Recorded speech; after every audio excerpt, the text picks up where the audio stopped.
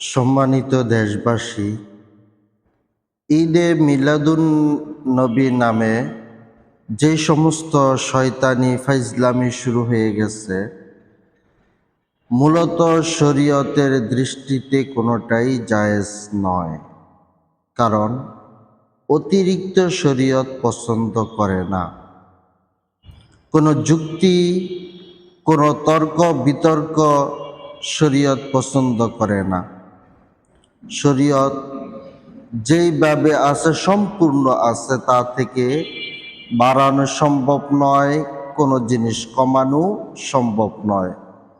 অর্থাৎ নিজের মন গড়া অনুযায়ী কাউকে অতিরিক্ত মোহাব্বত করাও ঠিক নয়। একটি উদাহরণ দিলে ভালো বুঝতে পারবেন। আমার পিতার ডায়াবেটিস রোগ হয়েছে। এই মুহূর্তে আমার এক ভাই আমার পিতাকে অতিরিক্ত ভালোবেসে মিষ্টি নিয়ে আসছে। এখন বলেন তো, বাপ কি মিষ্টি খেতে পারবে? তো বাপ তো মিষ্টি খাবে না। ছেলে বলছে এত কষ্ট করে, এত মোহাব্বত করে নিয়ে আসছে, তোমাকে মিষ্টি খেতেই হবে। এখন বাপকে জোর করায় মিষ্টি খাওয়ায় বাপ তো দুনিয়া থেকে বিদায়। কেন? এটা অতিরিক্ত ভালোবাসা, যে ভালোবাসা ক্ষতি ডেকে নিয়ে আসে। এরকম কিছু আমরা অতিরিক্ত ভালোবাসা দেখাই, যেটা শরীয়ত একেবারেই পছন্দ করে না।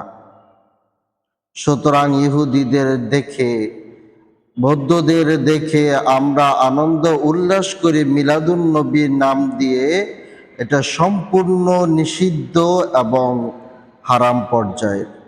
আল্লাহ রাব্বুল আলামিন আমাদেরকে বুঝার তৌফিক দান করেন। আমিন।